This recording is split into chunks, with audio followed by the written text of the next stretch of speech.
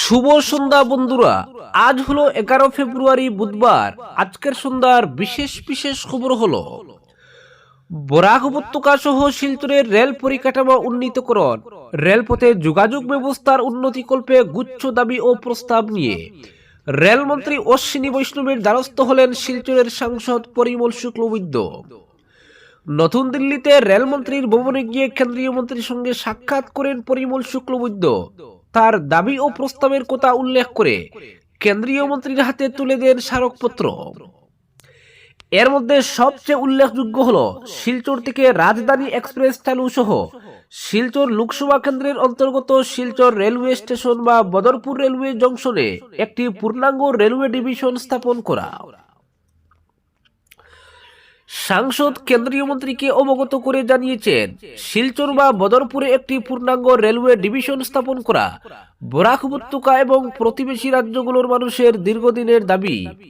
যদিও প্রশাসনিক কাঠামো এখনো লামডিংয়ে কেন্দ্রীভূত রয়েছে, তবে ভূমিধসপ্রবণ বড়াইল পর্বতমালা দ্বারা বিচ্ছিন্ন লামডিং থেকে দক্ষিণ আসাম এবং 3টি প্রতিবেশী রাজ্যের জটিল লজিস্টিক্স পরিচালনা করা অত্যন্ত কঠিন। স্থানীয় পর্যায়ে দ্রুত সিদ্ধান্ত গ্রহণ এবং দুর্যোগ মোকাবিলার জন্য একটি পৃথক ডিভিশন অপরিহার্য। শিলচরের সাংসদ একই সঙ্গে বলেন, শিলচর গুয়াহাটি রেল লাইন বরাক উপত্যকার প্রায় 45 লক্ষ জনগণ সহ পার্শ্ববর্তী অঞ্চলের জীবনরেখা। শিলচর গুয়াহাটি যাত্রীবাহী রেলের 15616 নম্বর পুরনো আইসিএফ কোচ ব্যবহারের ফলে যাত্রীদের নিরাপত্তা এবং ভ্রমণের মান নিয়ে উদ্বেগ সৃষ্টি হচ্ছে। আধুনিক নিরাপত্তা মান এবং উন্নত যাত্রী স্বাচ্ছন্দ্য নিশ্চিত করার জন্য এই পরিষেবাটিকে ডেডিকেটেড পাওয়ার কার সহ এলএইচবি রেক দ্বারা উন্নত করা জরুরি। বদরপুর রেলগেটে যানজট নিরসনে সিদ্ধেশ্বর মন্দির ফ্লাইওভারের কাছে রোড ওভারব্রিজ নির্মাণ অথবা রেল লাইনের কৌশলগত পুনর্বিন্যাসের মাধ্যমে স্থায়ী সমাধান গ্রহণের প্রস্তাব দেন পরিমল শুক্লবৈদ্য। এছাড়াও স্থানীয় রেল পরিষেবার জন্য ডিইএমইউ রেকে রূপান্তর এবং শিলচর টার্মিনালে টার্ন অ্যারাউন্ড বিলম্ব কমাতে শিলচর ভৈরবী, শিলচর ধর্মনগর, শিলচর মহিষাসন, শিলচর দুর্লভচূড়া ট্রেনের যাত্রী পরিষেবাগুলিকে ডিইএমইউ অপারেশনে রূপান্তরের আবেদন রাখেন তিনি। পাশাপাশি শিলচর নাহরালাগুন রেল পরিষেবাটি পুনরায় চালু করার দাবি জানান সাংসদ। অপরদিকে বরাক উপত্যকায় বিএসএনএল পরিষেবার প্রতি জনগণের আস্থা অর্জনে প্রয়োজনীয় পদক্ষেপ গ্রহণে কেন্দ্রীয় যোগাযোগ ও তথ্য প্রযুক্তি মন্ত্রী জ্যোতিরাদিত্য সিন্ধিয়ার দ্বারস্থ হলেন রাজ্যসভার সাংসদ কোনাদপুর কায়স্থ। মঙ্গলবার নয়াদিল্লিতে কেন্দ্রীয় মন্ত্রীর সঙ্গে দেখা করে বরাক উপত্যকায় বিএসএনএল এর পরিকাঠামো এবং পরিষেবা নিয়ে বিশদভাবে আলোকপাত করেন তিনি। পরে কেন্দ্রীয় মন্ত্রীর হাতে এ সম্পর্কে একটি চিঠিও তুলে দিয়ে তার হস্তক্ষেপ চান সাংসদ। কেন্দ্রীয় মন্ত্রী সিন্ধিয়ার সঙ্গে আলোচনায় সাংসদ কোনাদপুর কায়স্থ বলেন, ভৌগোলিক দিক দিয়ে জটিল বরাক উপত্যকায় নেটওয়ার্ক সমস্যা নিরসনে উন্মুক্ত স্থানে টাওয়ার বসানো আবশ্যক। বিএসএনএল কর্তৃপক্ষকে এমন পরামর্শ দিয়েছেন বলে উল্লেখ করেন তিনি, যাতে নির্ভরযোগ্য ও সাশ্রয়ী মূল্যে টেলিকম পরিষেবা পেতে পারেন গ্রাহকরা। বিএসএনএল পরিষেবার ক্ষেত্রে শিলং, আইজল, ইম্ফল এবং আগরতলার মতো একাধিক রাজ্য রাজধানীর কেন্দ্রস্থল। শিলচর হলেও বর্তমানে যোগাযোগ ব্যবস্থা সীমিত, শুধুমাত্র শিলচর গুয়াহাটি সরাসরি সংযোগ সক্রিয় রয়েছে। অন্যদিকে বিভিন্ন চলমান প্রকল্প এবং ওএফসি ক্ষতিগ্রস্ত হওয়ার কারণে অন্যান্য রুটগুলি বিচ্ছিন্ন রয়েছে।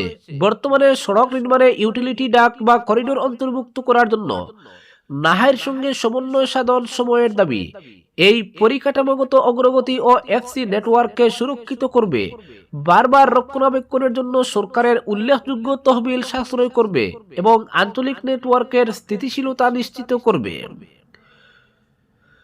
প্রসঙ্গত রাজ্যসভার সাংসদ কোনাদপুর কায়স্থ আরো উল্লেখ করেন, শিলচর ব্যবসায়িক এলাকায় বিএসএনএল এর কার্যকারিতা, নেটওয়ার্কের মান এবং সামগ্রিক উন্নয়ন সম্পর্কিত চলমান সমস্যায় জর্জরিত।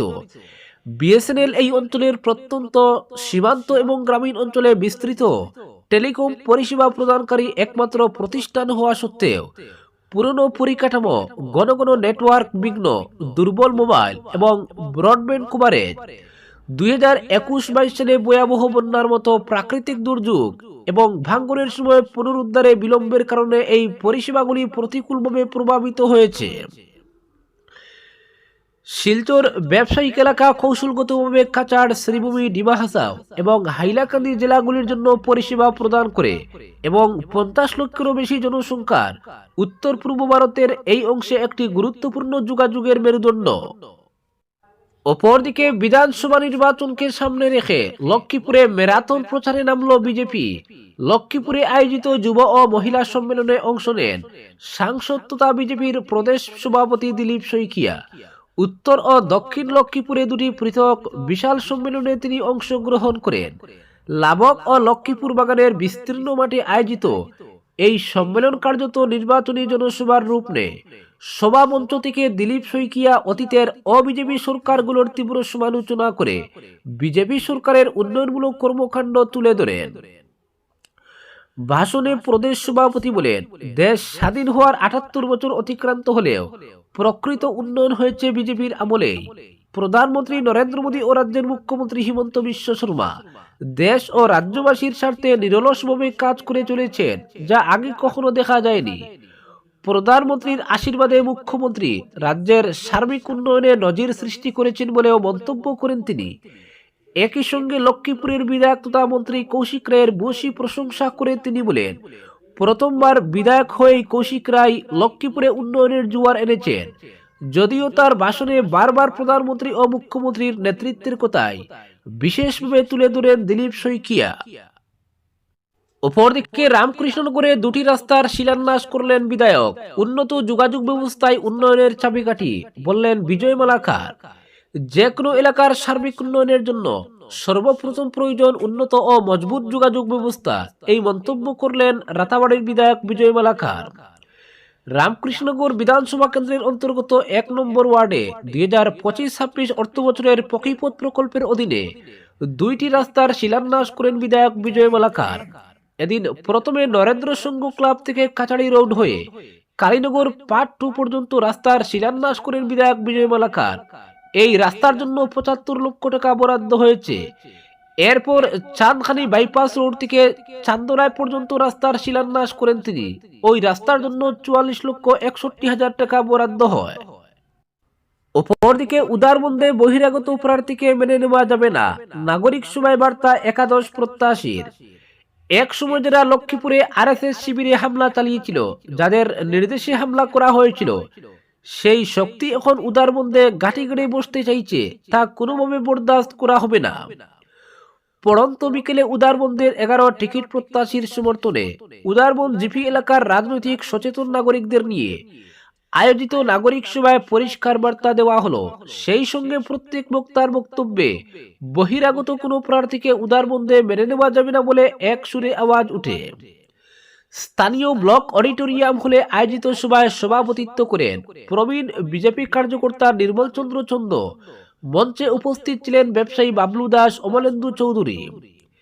এই নাগরিক সভার আহ্বায়ক ছিলেন বিজেপি দলের 11 জন প্রার্থিত্ব প্রত্যাশী নবারুণ চক্রবর্তী, বাসুদেব শর্মা, শ্যামাপদ রায়, হেমাঙ্গ শেখর দাস, মিঠুন নাথ, প্রসেনজিৎ ভট্টাচার্য, সুরেন্দ্র প্রসাদ সিং, বিশ্বজিৎ দাস, অরিজিৎ তাঁতি, কাঞ্চন সিং কুর্মী ও জয়জ্যোতি দে।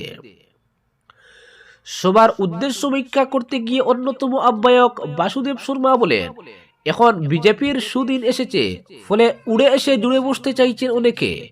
এখন দলে প্রার্থীর অভাব নেই, তা একদম মেনে নেওয়া যায় না।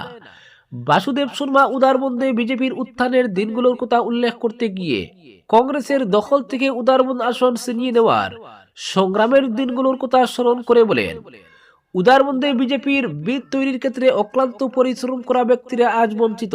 এখন সুযোগ সন্ধানীরা এসে প্রার্থিত্ব দাবি করছেন, এটা কি মেনে নেওয়া যায়? তবে কারোর নাম উল্লেখ না করেই তিনি টিকিট প্রত্যাশী রাজদীপ গোয়ালাকে ঠুকেন। তার বক্তব্যে উঠে আসে অরুণাবন্দে শঙ্করাচার্য হাসপাতাল গোড়া বানচাল সহ 2008 সালে পয়লাপুলে রাষ্ট্রীয় স্বয়ংসেবক সংঘের শিবিরে কংগ্রেসীদের হামলার প্রসঙ্গ। এইসব ঘটনার কথা উদারবন্দের বাসিন্দারা ভুলেনি বলে উল্লেখ করেন তিনি। এছাড়া তিনি একাংশ টিকিট প্রত্যাশীকে বসন্তের কুকির বলতেও দ্বিধাবোধ করেননি। প্রশ্ন তুলেন, 1,88,000 ভোটদাতার মধ্যে কি কোনো স্থানীয় প্রার্থী নেই? তার একটাই কথা, 11 প্রত্যাশীর সবারই উদারবন্দের সঙ্গে নিবিড় সম্পর্ক। গতকালও আমরা জেলা নেতৃত্বকে জানিয়েছি, এই 11 প্রত্যাশীর থেকে যে কোনো একজনকে প্রার্থী করা হোক, বাকি 10 জন একযোগে কাজ করবেন। তাদের থেকে কেউ বিধায়ক হলে উদারবন্দের জ্বলন্ত সমস্যার সমাধানের প্রয়াস চালানো হবে। উদারবন্দের উল্লেখযোগ্য সমস্যার মধ্যে নিকাশি ব্যবস্থার উন্নয়ন ও উদারবন্দকে যানজট সমস্যা মুক্ত করা হবে বলে তিনি উল্লেখ করেন। বাসুদেব শর্মা তার বক্তব্যে বিগত 10 বছরে উদারবন্দে উন্নয়ন আশানুরূপ নয় বলে উল্লেখ করে প্রকারান্তরে বর্তমান বিধায়ককে দায়ী করেন। নাগরিক সভায় অন্যান্যদের মধ্যে বক্তব্য পেশ করতে গিয়ে শিবাশিস চক্রবর্তী, জাকির হোসেন লস্কর, জগন্নাথ রায়, সন্তোষ দাস, ভূপেন্দ্র দাস সহ আরো অনেকে এক সুরে বলেন, উদারবন্দ শুধু বরাক বিজেপির নয়, আসাম বিজেপির আতুড়ঘর। এই উদারবন্দে বরাক উপত্যকার প্রথম মন্ডল কমিটি গঠন করা হয়। এই বাড়িতে রাজনীতি করে অনেকে নেতা হয়েছেন।